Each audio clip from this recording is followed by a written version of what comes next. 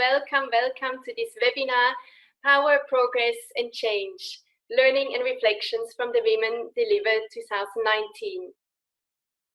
My name is Karin Weiss and I'm project leader at Medicus Mundi Switzerland, a network of over 50 NGOs working in health in Switzerland, but mainly abroad. I'm the moderator of this webinar today, and I would like to give you first an overview of what the conference was all about, before I introduce you the first speaker, Susanne Amsler.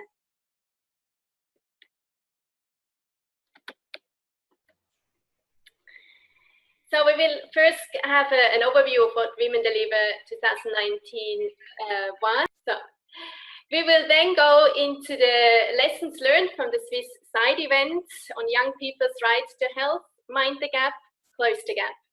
And we will then hear from our different speakers highlights and insights from Women Deliver 2019. For me, it was a privilege to be part of the largest conference on gender equality and health, rights and well-being of girls and women. The Sustainable Development Goals offer the prospect of ensuring healthy lives for the world's population by 2030. But this ambition will not be realized without eliminating gender inequality and changing society's attitudes towards women and men. The Women Deliver conference focused on power and how it can drive or hinder progress and change. In the words of Katja Iversen, CEO of Women Deliver, we are going to examine power operating at 3 levels: individual power, girls and women power, and how to strengthen that power and challenge systems. Barriers and opportunities for progress in power relations, including political, economic, and social structures. The power of us is about stepping up to support others and understanding that we all have a role to play in achieving gender equality. The symbol of Women Deliver is a yellow arrow pointing up, because investing in girls and women's rights increases the well-being of societies and brings them up. The yellow arrow points as well at you, because the discussions is all about the power and how we will all use our power to promote gender equality and women's rights. As you can imagine, the Women Deliver conference was very rich. It was impossible to cover all sessions. With this webinar, we would like to give you a chance to get as much insights as possible. Each panelist today brings back his or own view and experience, and together we try to give back the energy which was created during these 4 days, so that you can use your power for change. So we were over 8,000 participants. There were about 10% men and 1,400 young people under the age of 30. There were 13 plenary sessions with about 120 speakers, very powerful and really strong speakers. I was amazed by many of the sessions. There were also satellite events, so when you were not able to attend this conference, you were able to follow some of the sessions. And there was a choice of about 512 concurrent sessions. So you can imagine there was a lot of insights, and we tried to cover as much as possible during this webinar. I would like to share with you the powerful talk by Tantasha. She blew us away and set the tone for the conference. She really demonstrated the power of youth. I hope she can inspire you as much as she inspired us. So let me share the speech she gave at the opening ceremony. Do you really feel you have power? Well, I think, like Alan has just mentioned, power is really what you decide to make of it. You have to get that power. And so to respond to that question, I do feel I have power because I do demand for that power. I mean, look, I'm on a stage with the president, so, but yeah,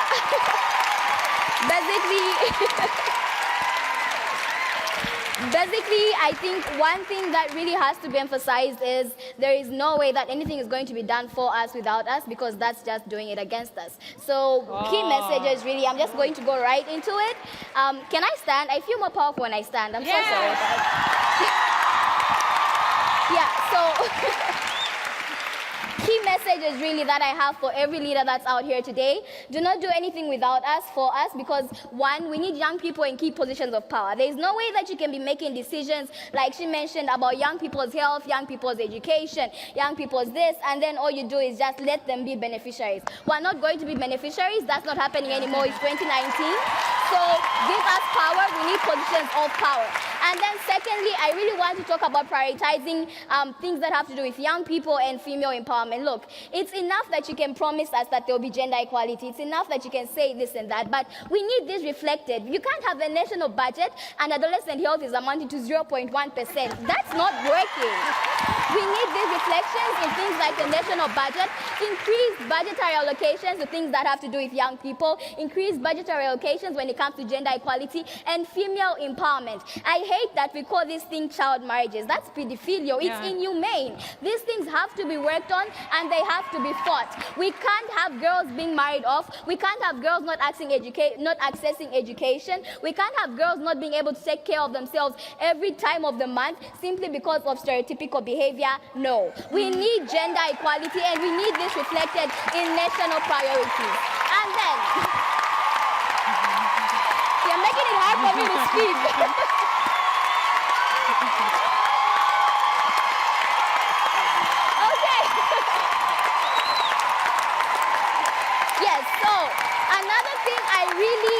Another thing I really want to emphasize is I love that the Prime Minister of Canada has emphasized how quality is what we're looking for. But you can't expect any girl on the street to be just there and then you ask her, what do you need? And you expect her to tell you everything. We need proper capacity building mechanisms in each and every country. Young people need to be empowered with skills, with techniques, with everything they need to make decisions that have to do with their health. It's not enough that you just tell us things and then we make informed decisions. We actually want those decisions to be acted upon, and we want to know that we ourselves have the power to take charge and influence whatever is going on in our lives. So capacity building is key. And then 2 more points, I'm sorry.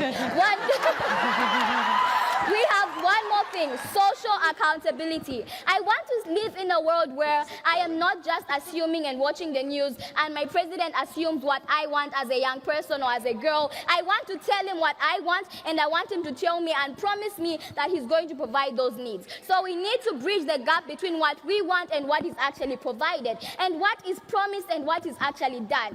Politicians can talk, guys, but action, no. We need to be able to hold them accountable. Ladies and gentlemen, we need proper mechanisms and channels to hold our politicians, the Prime Minister, the UN Secretary General, each one of us as well. We need to be held accountable for whatever we say and yet we don't do, because action is what we need right now. Enough talk. Let's go act and let's hold these people accountable. They owe this to us.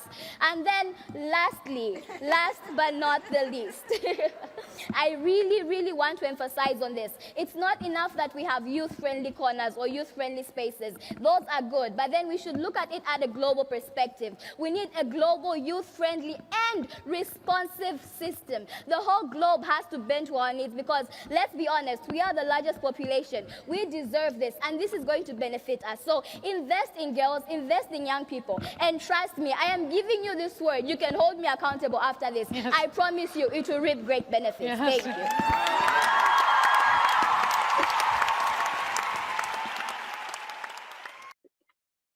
I would like to introduce you now to the first panelist, Susanne Amsler. She is the Senior Advisor for Sexual and Reproductive Health and Rights at the Swiss Agency for Development and Cooperation. Susanne, the floor is yours.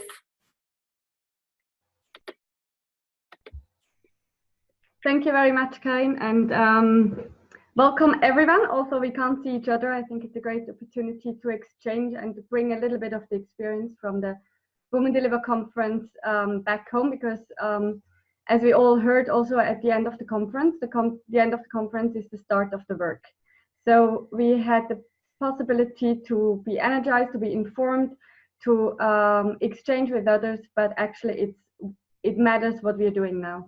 So I very briefly would like to say a few words how Switzerland, through the Swiss Agency for Development and Cooperation, is working with Women Deliver and supporting Women Deliver. What is very important to us, we supported the conference also financially, but Women Deliver is much more than the conference, although it started as a conference. So what is very important for us in Women Deliver's work and why we support Women Deliver is the advocacy work that is being done on a daily basis in between the conferences. So the conference is certainly a highlight and the culmination of a lot of what is happening in between. And that Women Deliver, like obviously many other organizations as well, is very much into data and evidence generation, really tries to bring the latest evidence in an easy, digested way to the table of decision makers. I think what we also realized at the conference and in Women Deliver's work is the multi-sectoral approach. So it's not a health conference, it's not a water conference, it's not an agriculture conference, etc., etc. It's a conference that brings different sectors together really in the way the Agenda 2030 aspires it. Then Women Deliver is a lot about multi-stakeholder collaboration. I think working in the area of health, it's a different, the conference is different to a lot of other meetings or conferences or negotiations at the UN. It brings stakeholders together that usually don't meet so easily.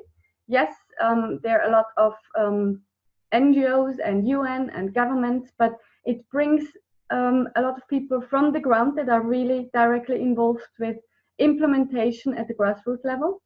It brings participants from the private sector, for example. This can be different types of private sector, including multinational. And that's one area that we very much appreciate about Women Deliver. And then obviously the conference where the different actors are brought together. And we certainly, I think, to be a bit critical as well, we certainly will also provide feedback on the conference to Women Deliver. And we think there's still a lot of untapped potential how the conference could facilitate more proactively to bring different actors and individuals together. Yes, that's that much about that slide. So thanks, Karin, to jump to the next.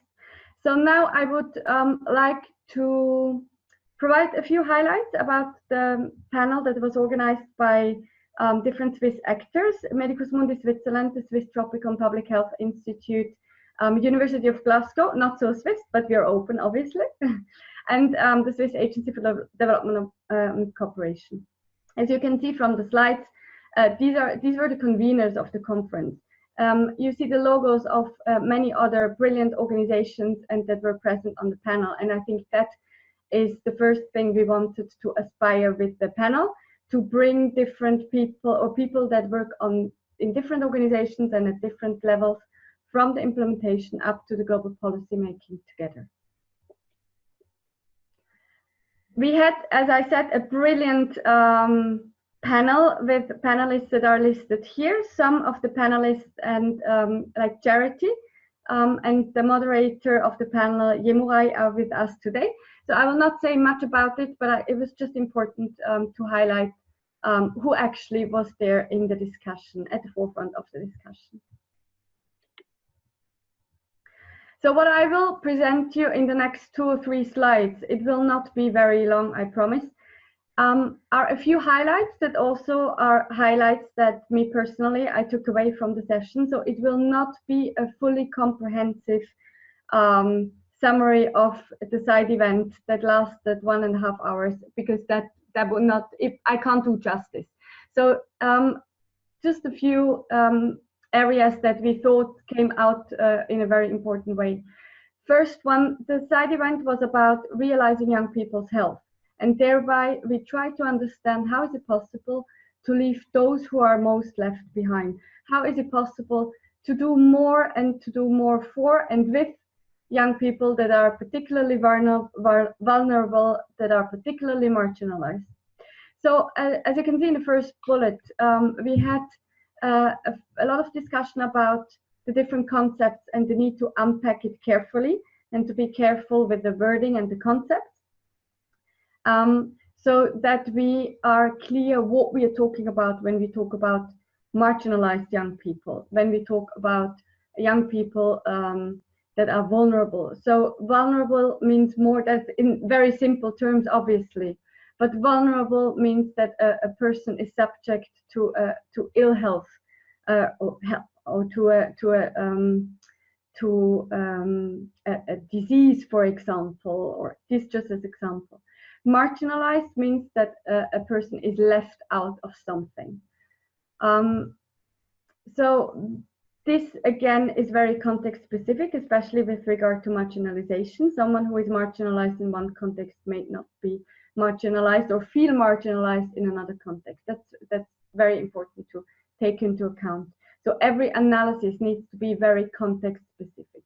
And then obviously we say it all the time, young people is not a heterogeneous group with a lot of variety, diversity that should be used, that should be considered, but it's very important in our definitions and programming design to take this into account.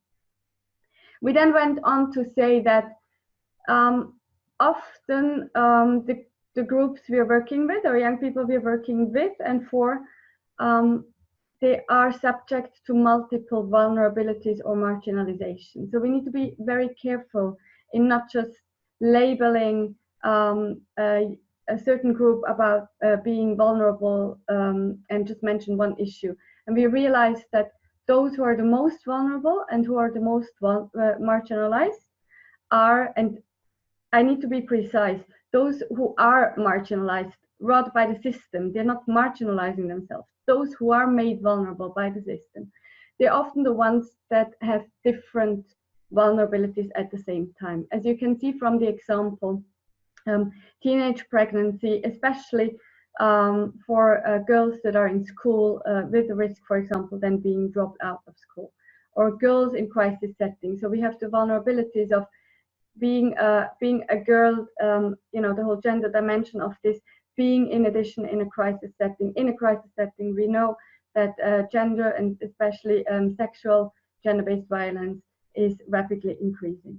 And girls and boys with disabilities has been mentioned as well. It's not a full list at all. It's just to give you an idea of how multiple vulnerabilities could look like. Then what we also said in response to recognizing that those young people or young people who are most left behind, who don't benefit from information as they should, who don't benefit from the services they deserve, often we realize that it's not one single organization or one single governmental entity that can cater for these diverse needs. And it's actually an opportunity to have diverse actors working on the different needs, working on reducing the different vulnerabilities and reducing marginalization of factors that lead to marginalization.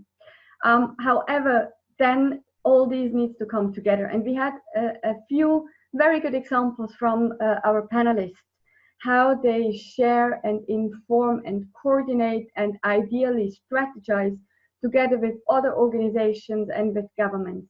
And we had, for example, some saying that there are some national coordination mechanisms where you can feed in the information about the program so that other organizations can benefit, so that the governments can be on the top of what is happening in the country or in a given region, and perhaps also play a facilitator role in bringing actors together.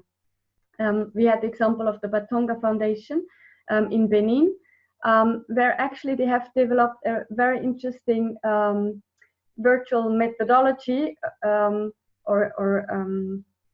methodology that identifies or that helps to identify girls that are most vulnerable and that then will be provided with special support by the Batonga Foundation.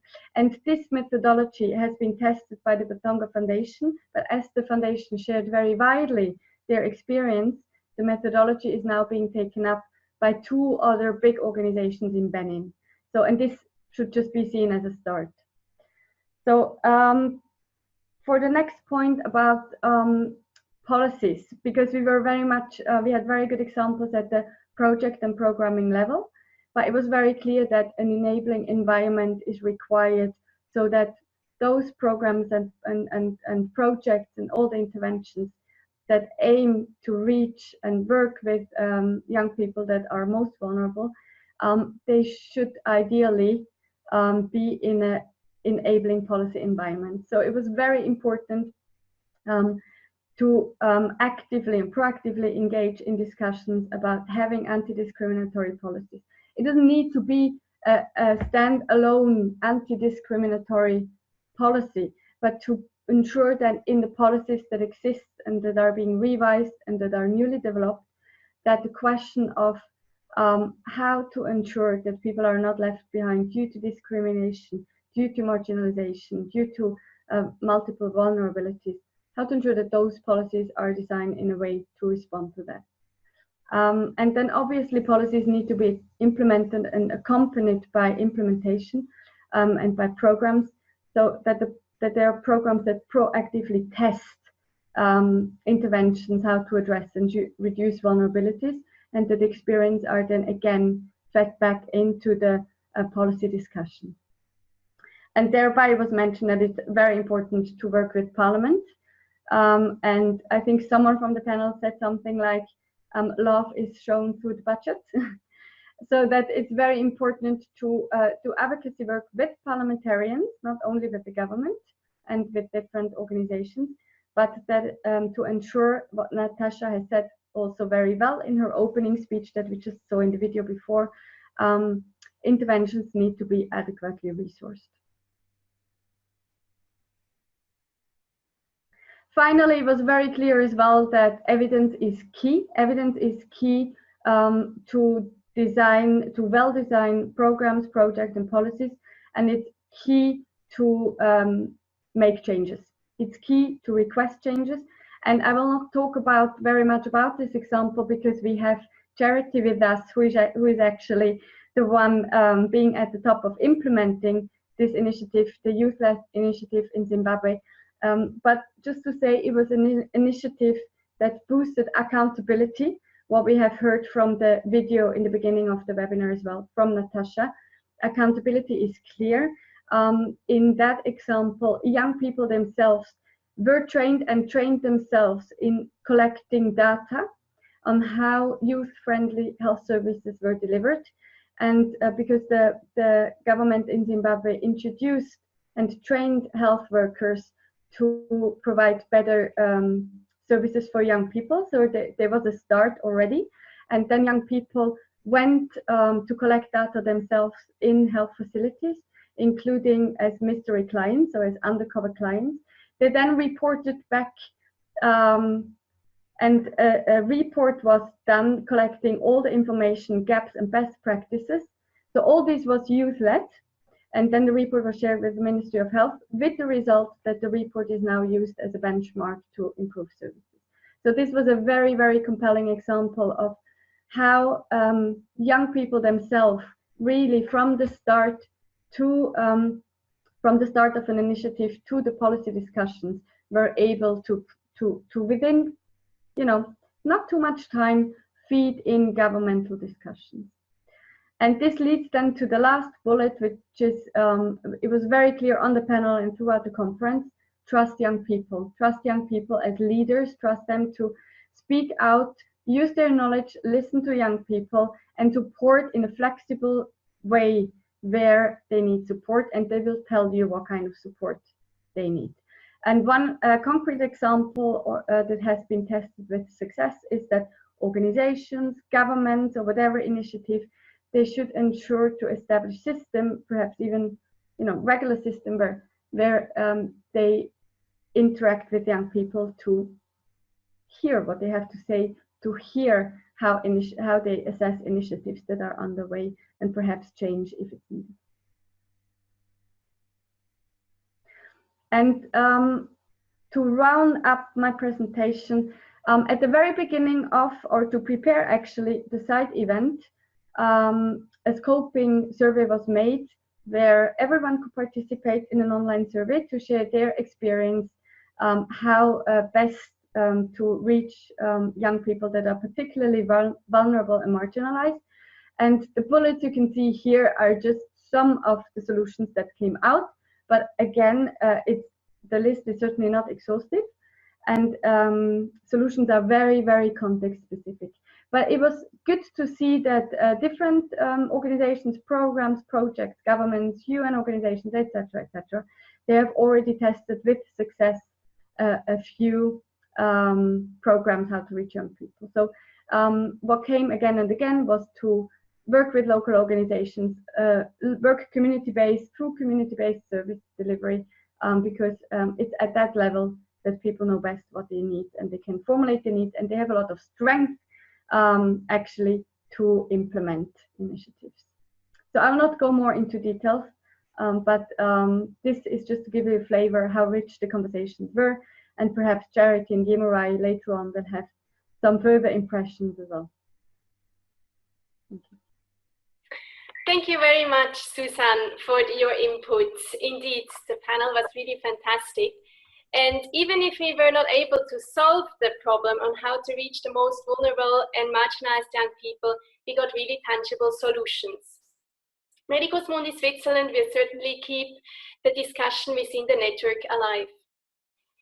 Let me share one of my highlights from the plenary, the power of stories, making sexual and reproductive health and rights come to life. The power of stories use powerful reflections and examples to translate the term SRHR into something that all people can understand. It started with a powerful introduction by Kate Gilmore from UNHCR, followed by other strong speakers.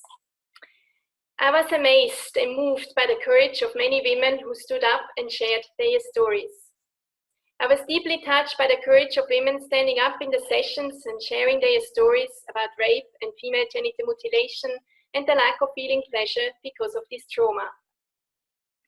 Sharing our story is very powerful if you are ready to do so. In doing so, you will realize that you are not alone. Many around you have experienced something similar. That was also the power of the Me Too movement. I would like to share with you a video from the plenary. It is from a young man, Kobe Smith, who told his story. Here is a snapshot of it. Our next story is going to be from Kobe Smith. Kobe Smith is a youth director at International Planned Parenthood Federation in the Western Hemisphere region. He is also a Women Deliver youth leader. Please, Kobe, welcome to the stage.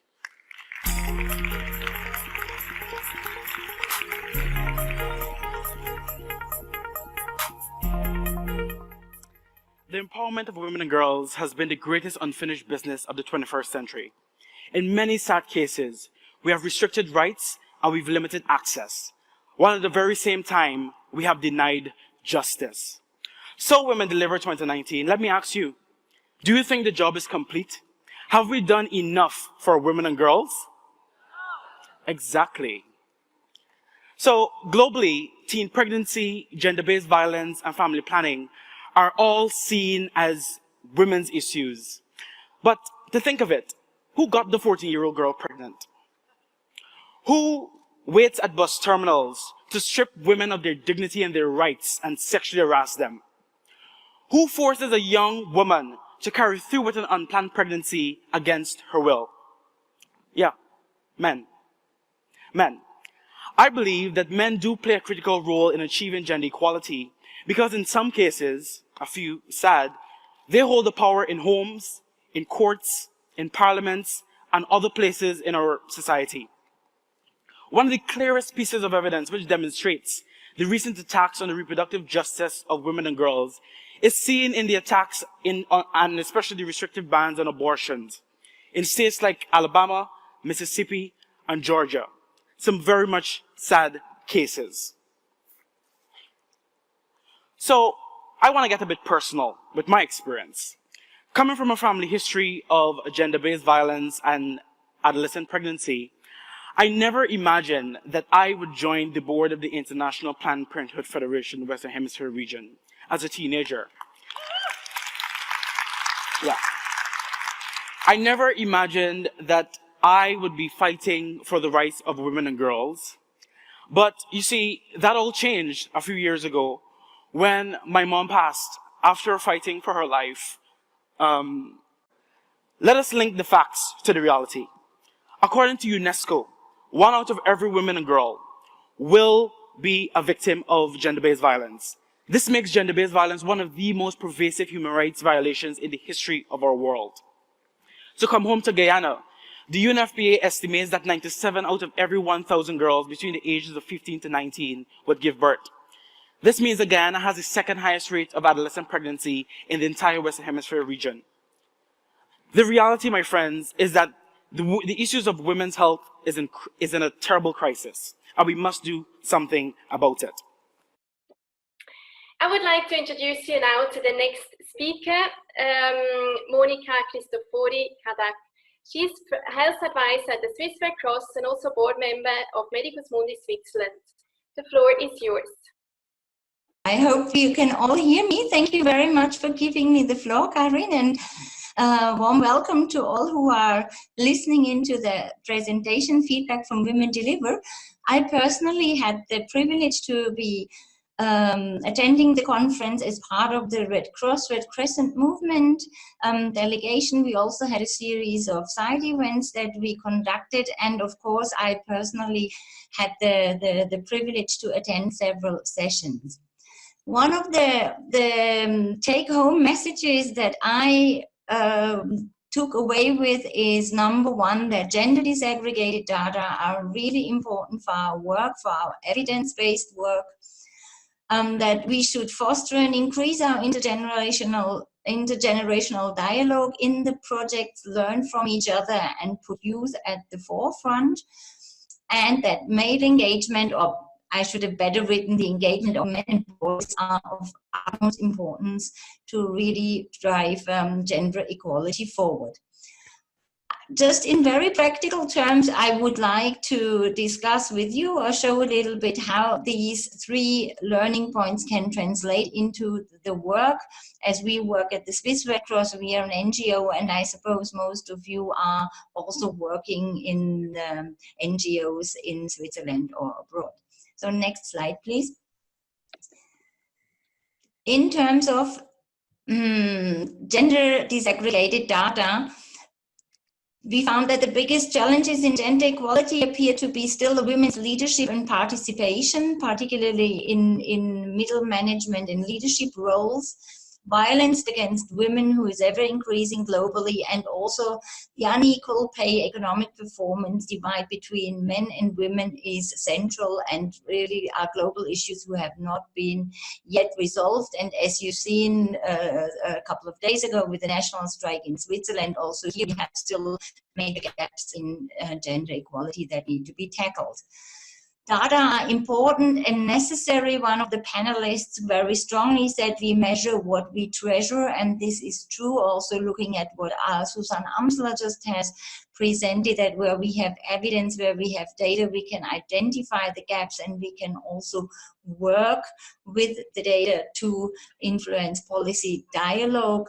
We can also use data to name and shame, hold governments accountable, but also praise and put positive examples forward.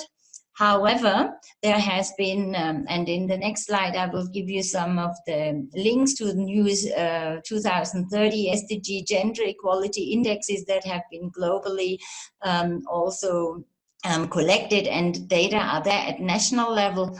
They still do not reflect pockets of inequality which exist in each country, related to minorities, related women, men, related to age groups, related to gender. So here we have to be careful. Definitely it's good to have national data, but let's not be deceived about pockets that are there that do not reflect the national average.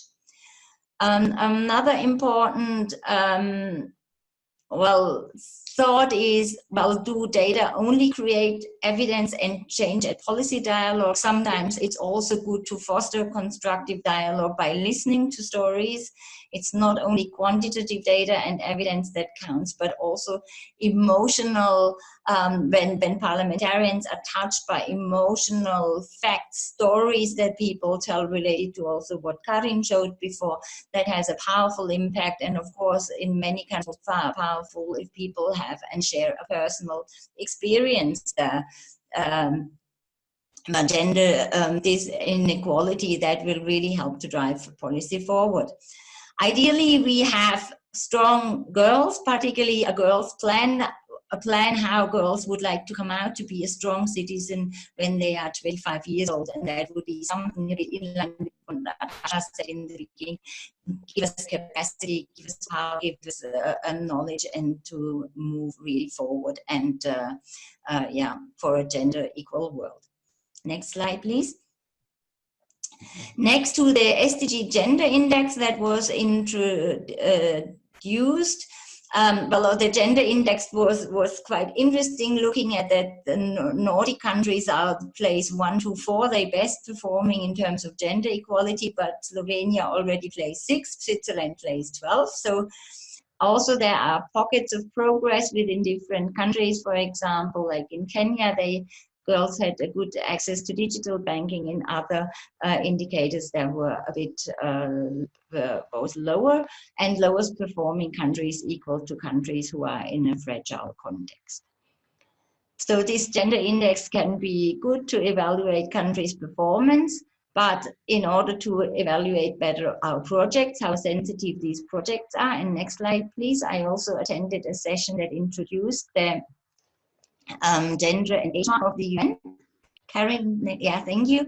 That is, I found is quite a useful online tool that can help to align indicators, gender sensitive indicators to project what we're doing, but also at the same time is a good process tool to really discuss when we design a project and a program to see, did we include all age groups? Are girls included in the same way as boys, men, and as well? And it takes time. It's not so easy to do, but it stimulates discussion and can really help in project design and looking also at, well, do we incorporate all groups? Do we not leave anybody behind, to be as most inclusive as possible? And also to look at male engagement, our boys and men equally also part of the project design, and also beneficiaries from the project, same way as girls are. Unfortunately, this data marker does not look at gender transformative work. The indicators are not dedicated to gender transformation, but they are working on it. This is a new tool that is now compulsory for all UN projects to be applied, and there will be some score come out at the end of the day. How gender sensitive are you? Of course, it's all up to, yeah, you can cheat if you like, but it should really stimulate process and discussion among projects. And I encourage you to have a look at it with the web link there. It can help in project design. Next slide, please. In terms of the intergenerational dialogue, some takeaway messages for me was that nothing for us without us. We bring youth, really youth design their own programs. This person-led approach is design thinking, where we, as Swiss Red Cross, I have to confirm we are very good in participation, but are we really good in the whole involvement of the groups in the design? I really have to put a question mark here, also quite a lot to learn. A matter of giving space to women, but also women claiming space and youth claiming space. Do we build enough capacity for youth and women that they stand up, speak up? We helping to empower them, or that they can use their power? But also there were some good examples to say, okay, where sometimes a project may also help facilitate that in by having maybe in a water project, often for water user committees or maintenance committees, the men are on the forefront, women are a bit shy. to really, as a project, come forward with also lists of women who are potentially interested and give a selection to nudge a bit more the participation of women, particularly in technical jobs. Also, nudging women into IT has been, and into knowledge creation jobs has been quite prominently discussed, with different apps and with different initiatives from women to women, and placing women in IT jobs, make sure that women can and girls take up the let's say the less traditional female jobs, was quite prominent during the Women Deliver. Power of technology, access to information and technology is important for girls, and to narrow the technological divide, also for girls to be able to use technological mechanisms to hold governments and systems accountable. The issue of self-care was quite prominent. I didn't attend any of these side events, but I think something also important: engage, but also look after yourself as a woman and a girl. And then how to bring youth further forward through global mentorship programs, job shadows, Generation Unlimited, and maybe this is also something where one or the other of you that are listening in today is interested. It can also be done on a distant mentorship, but also looking in how can we mentor our young people in our organizations in and also in our surrounding and environment. Next, please. Male engagement, I think here we have one of our MMS members, Yammer, is extremely strong on that, engaging in men and boys. And again, Women Deliver, I think, emphasized again to me for a second time how important the male involvement really is. I think also here we have a lot to learn in the Swiss Red Cross in really saying, okay, if we have a mother group, father group is in same important. Men have a say in reproductive health. For women, they have to be part and included in the services, in the counseling, in the communication, with the further aim that fostering communication among couples that will help not only in health service, family planning decisions, but also in gender equality in the family with each other. One of there was a survey on, I think, more than 1 million women on what women want, and the number one was what women said is we want respect. And I think here with male engagement we can really foster also respect of men and boys for women and girls in whatever setting we are working. This will be one of a good intended or unintended outcome.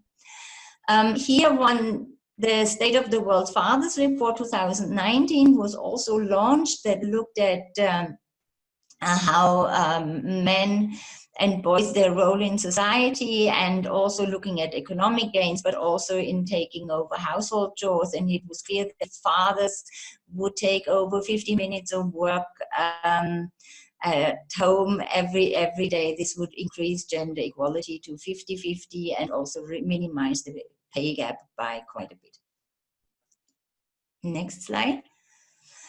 In my overall conclusive, I would say yes, keep investing in girls to gain economic power. The legal rights of girls still need to have better respect, and more respect. We can advocate for that. Let's put the gender lens on everything we do. Continue with targeted funding for women, and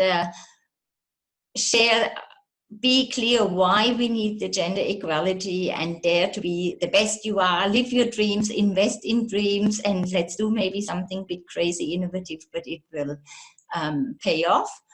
The gender equality requires multiple visionaries and multiple implementers. We cannot do it alone, and their alliances, working together, sharing knowledge, working the same lines is very important.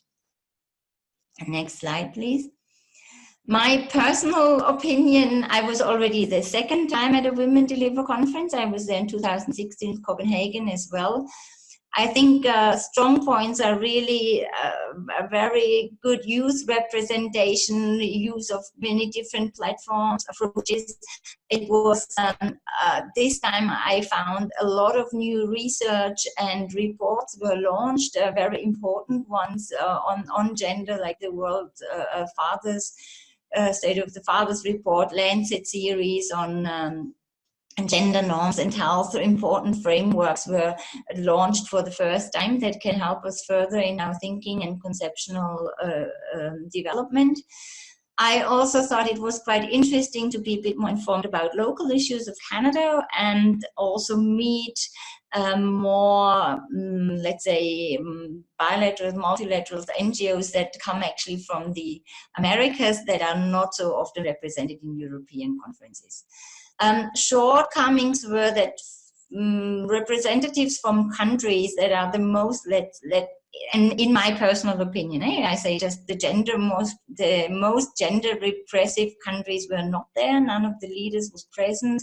A lot of speakers from these countries were also had refuge in a more liberal Western country and were therefore able to speak. But I think there is a lot of inequality, unspoken things going on in these countries that are not present. And there we have, I would say, Women Deliver has a big thing to do there, how to access the more conservative government's leaders. The thematic focus was a lot on women and girls below 50 years of age. Above 50 was a bit less so, even though questions on intergenerational dialogue and suggestions came up, but there were not so many women issues beyond 50 discussed.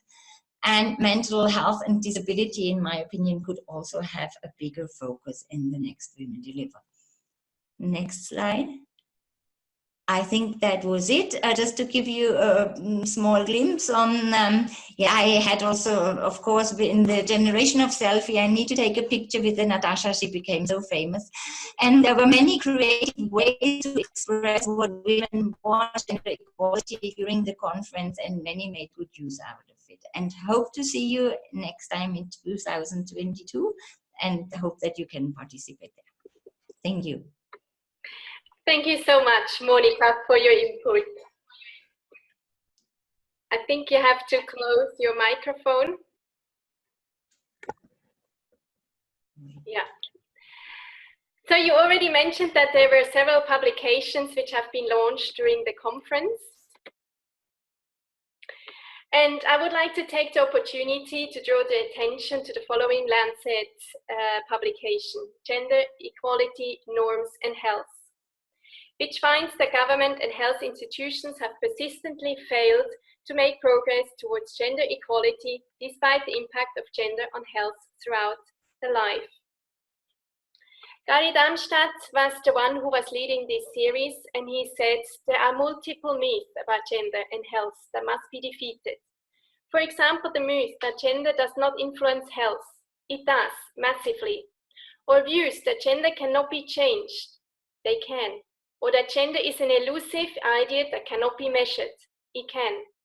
This Lancet series aims to provide new understanding of the impact of gender on health and presents the opportunities that exist within health systems, policies, laws, and programs that transform health for all. Thanks to Monika, who put together this slide, and I will provide you all the links in the email following this webinar. So now I would like to introduce you to Yemurai Nyoni. He's from the Children Investment Fund, and he's a policy and communication analyst driving grassroots mobilization for equitable health coverage. He was one of our fantastic moderators. No, he was the fantastic moderator at the Swiss side event. Sorry for that.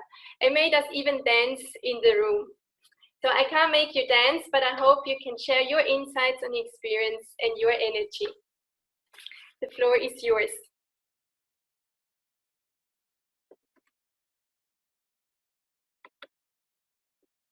Okay, Yemurai, we lost you. Okay, I think I will just continue with one of my highlights while Yemurai tries to connect. And that was the power of pleasure. I came across this here several times of the Pleasure Project. And I would like to share this with you. The Pleasure Project was funded 15 years ago, and now pleasure is slowly mainstreamed in sex education. There is evidence that the pleasure-based approach in sex education brings more self-esteem to make better choices and decisions and can reduce HIV incidence as well as STIs. As you can imagine, the porn world and public health do often not come together. However, with the new technologies, porn is easily available for everyone, including young people. And that is a threat to their health and well-being. Not everyone has the same definition of pleasure. There are real differences in what pleasure means between the global north and south. Men are often told on how to have pleasure, women don't. We need to tell young people that sex is pleasurable, and then they will listen and make healthy life choices for them. In the words of the founders of the Pleasure Project, let's build this pleasure movement and let's change the narrative. Pleasure is progress. So let me see whether Yemurai was able to join. I need to come back. No, it seems there's still some issues. Charity, would you like to step in? You will have to unmute yourself. I will share the screen. Yes, sir. Super. So I would like to introduce you to the next speaker. Charity Giyava, Program Officer at Youth Engage, passionate about training young people to monitor, passionate about training young people to monitor youth-friendly sexual and reproductive health service provision in clinical settings. And she lives in Zimbabwe, and she was also part of our side event. Charity, the floor is yours. Thank you. I would like to welcome everyone to our post-women deliver presentation. Firstly, I would like to speak about gender equality, sexual reproductive health, and HIV. I think one point that was very prominent at the conference was that we cannot advocate for HIV prevention programs that are effective without addressing underlying social, cultural, and economic challenges faced especially by adolescent young girls and women. Many young girls, I'll give an example in Zimbabwe, we're faced by issues of user fees, we're faced by issues of being controlled both by the family or our partners. We can't make decisions for ourselves. So in order for us to move forward and move the needle in preventing new infections for HIV and improving access to sexual reproductive health services for young women, we need to advocate for such programs that are focused, that are all encompassing of gender equality, SRH, and HIV. And also another point that was more critical was the integration of sexual reproductive health and HIV. We need to increase the synergies between SRH and the HIV services, because that is one way that we can prevent new infections coming out. We also need to provide like a comprehensive package. When someone goes to the clinic, they need to be able to access HIV treatment, they need to access SRH service, they need to access family planning. And one of the ways that we can do that is aligning national health policies and strategies, which can improve coordination and delivery of sexual services in the various countries. Also need to have partnerships in our work, be it in the public sector, be it in the private sector, with any partner that we can work with. We need to write on that so that we can have we can scale up the programs that we have. And one of the points that we also have was on mailing involvement.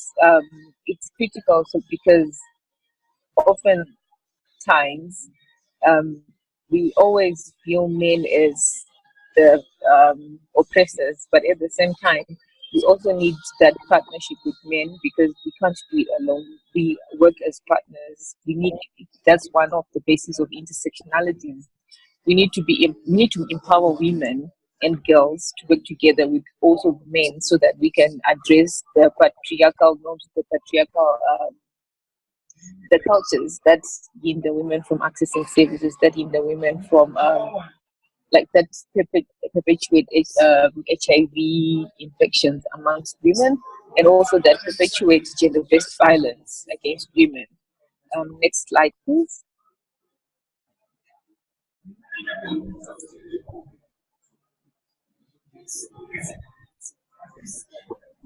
Yeah, so the other thing that stood out for me was the investment in sexual reproductive health. I was privileged enough to moderate one of the sessions which was planned by IPTF, GFF, and NORAD, which spoke to the investing in sexual reproductive health.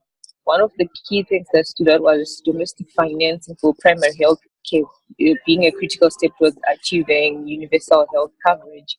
At a time when the SDG 3 is gaining momentum, it's gaining at global and national levels, with the recent Standard Declaration committing countries to strengthen primary health care, it's critical that we have sexual reproductive health be a core component of primary health care, because we can't talk of primary health care without talking about maternal health, without talking about family planning, without talking about information with sex education for young people. So it's critical that we have a package that speaks to everything, a benefits package that not only focuses on one component, but that is comprehensive.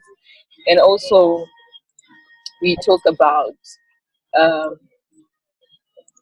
integration of SRH in universal health coverage schemes. It's one way that we can reduce out-of-pocket spending, which is making many, particularly young women and older women, plunge into poverty because they consistently have to pay for family planning services. They consistently have to pay for maternal health services because they can't afford it. So that's one of the ways that we can actually work towards achieving UHC if we integrate SRH into UHC and make it a core component of primary healthcare. The other issue that stood out for me was translation of commitments into action and the role that young people can play in making sure in holding our governments accountable.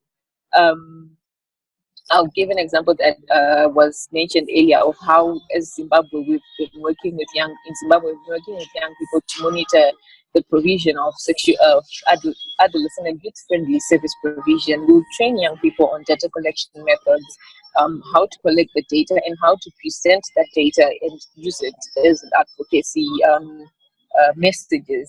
So young people have a role to play in making sure that our government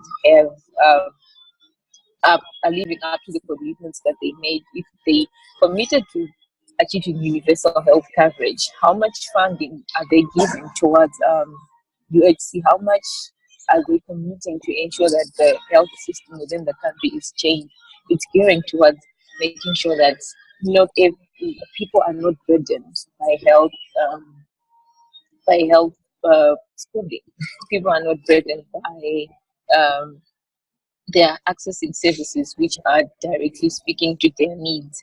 And also the issue of funding for adolescents, it's a critical point that needs to be stressed when we do budgeting, sexual reproductive health, HIV. It needs to be clear that there is funding for adolescent programs, adolescent specific programs, because most of it, if you look even at the data that family planning 2020 presents, it's always about 15 and above. But the young adolescents, they're not being explicitly shown in the in country budgets or programming. So we also need to focus on that as well. Next slide, please.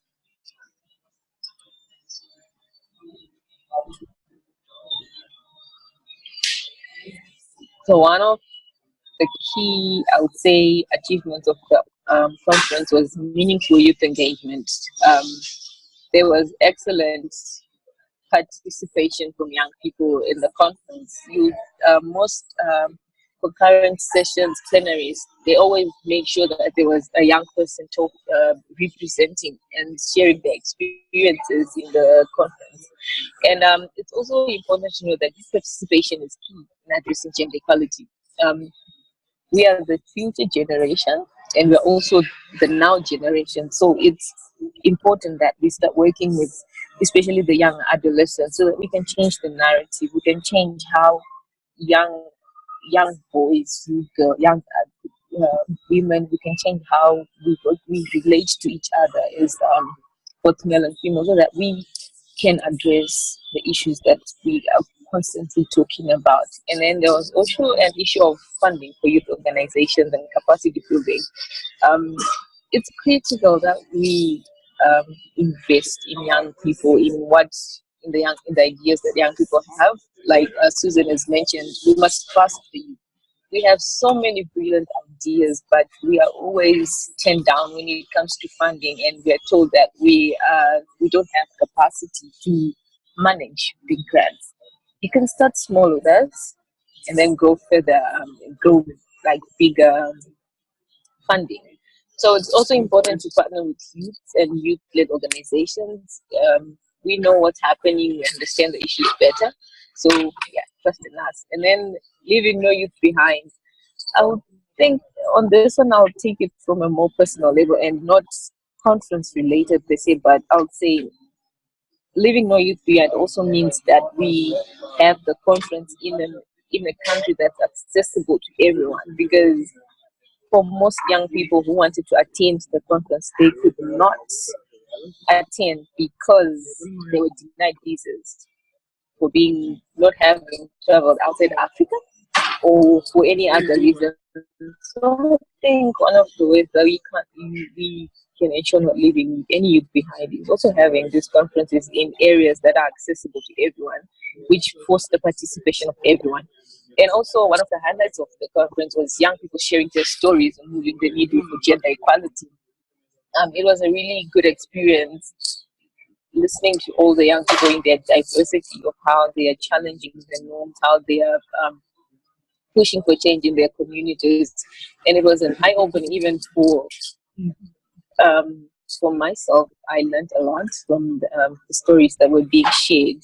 So yeah, I would say those words. That's what I would like to share with our attendees, that it was really a good conference. It really spoke to the gender, like the intersectionalities that we need to work on achieving, and also evidence-based programming. How can we translate evidence into action? How can we write on the research that has been published in improving our advocacy work?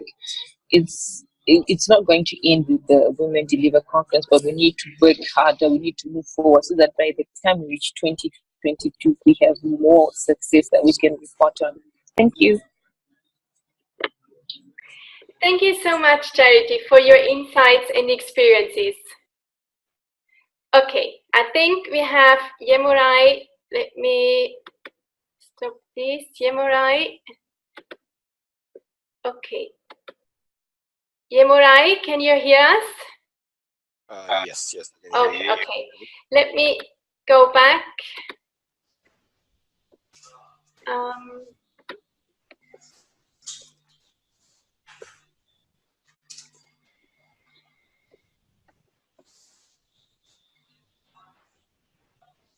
One more. So now, okay, let's hear your insights and experiences. Thank you, Yemurai. Thank you, Karen, and thank you to everyone for their patience. Had some connectivity issues, so I'll be quite quick because most has been shared, even more by Charity in her previous remarks. So for me, in terms of the conference, there were two key things that stood out. The first one was the power of intergenerational dialogue. We had this actually embodied in the panel itself in terms of cross-sectoral expertise and cross-generational expertise on the same platform. And throughout the conference, this was a similar thread. And it was good to see seasoned international development experts, political leaders, media professionals, interfacing directly with young activists, young health professionals, young politicians, etc. And I think it's very important in terms of interfacing with power to make sure that the many faces and different forms of interaction that people have with power, both as holders of power, as those marginalized by power, as those trying to speak truth to power, that there is a common platform where we have a moment to have these conversations. So I think as a model of engagement, I think that was a big positive from the Women Deliver conference. I drew a lot of inspiration from Natasha's remarks, as well as other young leaders speaking in and on major platforms. And I understand the cascade effect of seeing that kind of representation at such a level and a platform. So the age at which youth activists now are effectively engaged and given high profile speaking roles and engagement roles, it's going lower and lower. And for me, that's a positive trend, because we're bringing in, for now, it's late adolescence, and in the hope that in the next 3 to 5 years, we have even more around early adolescence, so that we make sure the conversation brings in the voices of those who otherwise by power structures are left behind. So I'll just move to the next slide to keep my remarks brief, because it's very connected to what I just shared. So a key component of the conversation around minding the gap is how we are able, one, to identify individuals, groups, to ensure are targeted through the programs we have, beyond what we do through research, is to make sure that in different representative platforms, we ensure adequate representation of different communities. It's the same as how we ran through the panel, although I know that has been shared already. But it's a key takeaway for those of us working within the development space, trying to make sure that we identify how to mind the gap. A big part of it is always at the table when these conversations happen, and whose voices are we hearing, and how many levels up are we in conversation? In other words, are we discussing a report of a report of a report of the lived experience of an individual, or we have individuals, in the room who are able to speak direct to their experiences and how they think work should be done to better tailor make interventions to their needs. So the power of voice for me is very key. I know that was, in essence, the whole point of having the Women Deliver conference, to bring multiple voices to the same platform. So it's very important for all of us working in this space to pay close attention to which voices speak and how we ensure that diverse voices have platform and representation in different spaces. So that's kind of my 2 cents in terms of takeaways from the conference. Again, I think a lot has been shared by the other panelists and other in this webinar. And I also, having been a chief energizing officer for the panel itself, I think it was also good to inject new energy, and that's important, I guess, in terms of the work we do. Hope is important, inspiration is important, energy is important. We deal with difficult matters, and we need to make sure we stay energized. So those are my few comments. Yeah, thank you so much, Yemurai, for your input. Yeah, we really need to stay focused, and we really need to stay energized. So I totally agree with you. I would like to share one of my highlights. Let me go through the slides. Before I give a feedback from the Women Deliver team. The power of movements, what happens when many demand change. For me, that plenary session was very powerful because the speakers were very powerful. There were 8 women who presented their stories on how they led movements. For example, there was Tarana Burke, the founder of the Me Too movement. There was Zoleka Mandela, founder of Child Health Initiative. I'll be Smith, co-director of Together for Yes from Ireland, and Tina Chen is one of the founders of the Time's Up movement. These were very powerful women who shared their insights and experience on how to lead a movement. Movement cannot be driven by silence, and that's why women decided to tell their stories. The moderator, Barka Dat, said, "I don't know any woman who has not experienced some sort of sexual violence or harassment." Toleka Mandela suffered from breast cancer and is a sexual and physical violence survivor, and said that just being a granddaughter of Mandela did not protect her from violence. She said that there is no story which is easy to tell or too small to tell. Tarana Burke said the power is to bring the story out of our bodies. She made the commitment to her community and built the trust over the years.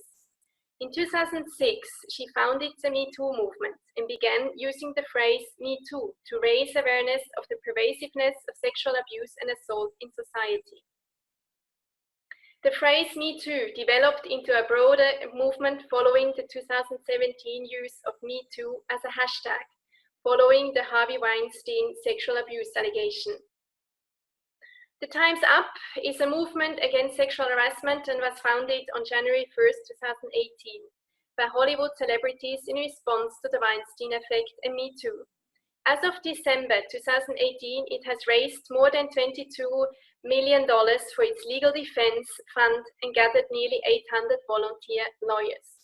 So I found that very powerful, and I can highly recommend to watch this plenary on the YouTube channel from Women Deliver.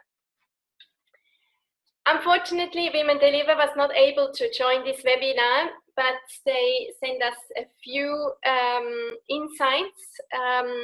They're still collecting the data from the conference participants, which will certainly give a lot of feedback for the next conference and the overall work.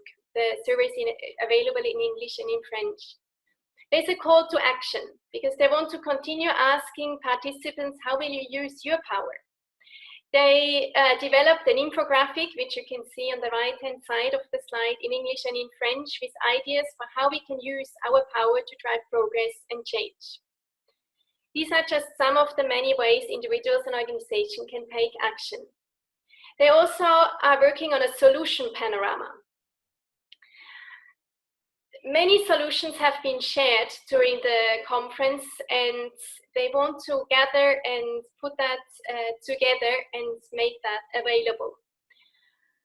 The conference is one moment in a greater trajectory. We will continue to integrate questions around power into all our work towards a more gender equal world, including our work on the G7, Gender Equality Advisory Council, the UN General Assembly, ICPD, and beyond. Please check out also the YouTube channel. You have all the plenaries which you can watch. You have many other sessions also recorded and uploaded to the YouTube channel. There's also press releases on their websites which you can check out. All the links will be provided in the email following this webinar. And now I would like to hand over to Katja Iversen. We all have power to contribute to a more gender equal world. If we use our individual and collective power boldly, smartly, and collaboratively, progress will follow. So let's listen what she has to say to on the conference.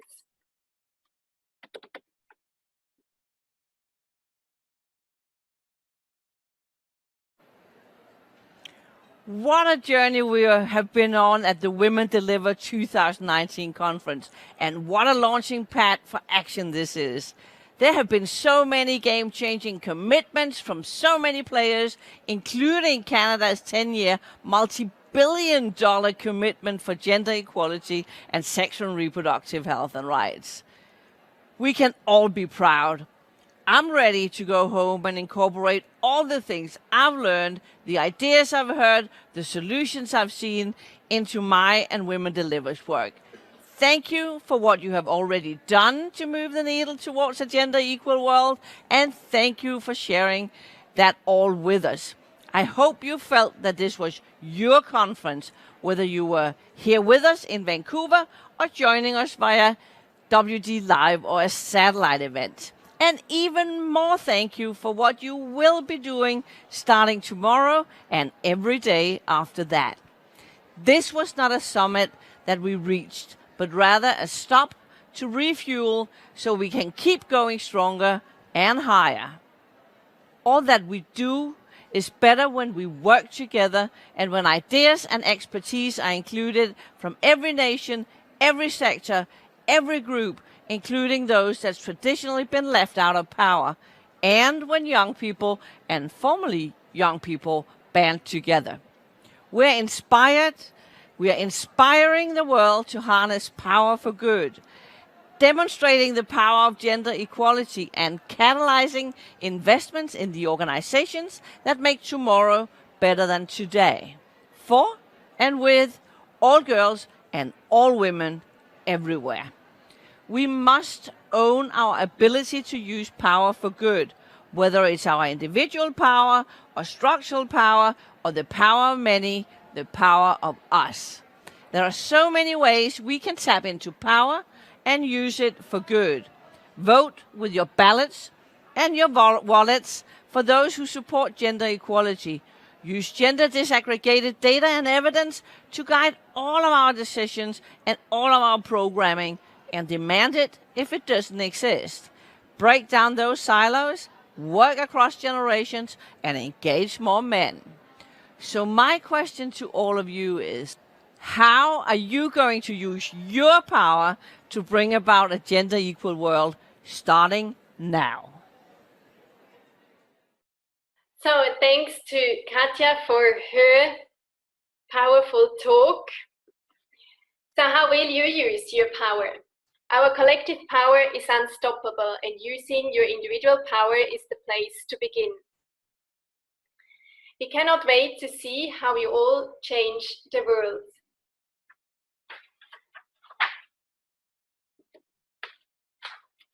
The closing ceremony was under the hashtag the power of all. Selfies-Khadka, she made a wonderful speech, and she said, the end of this conference is just the beginning of our journey to make this world a better place for girls and women. We can't wait to see what you all do on your journey. Okay, I think we have to close this webinar. It went a little bit over the time which we anticipated. So thank you so much for being part of this webinar. It was a lot of fun organizing it, and it was the first one which Medicus Mundi organized. So I'm sure there will more will follow, because now I know how everything works. So I wish you all the best and hope to see you at Women Deliver 2022.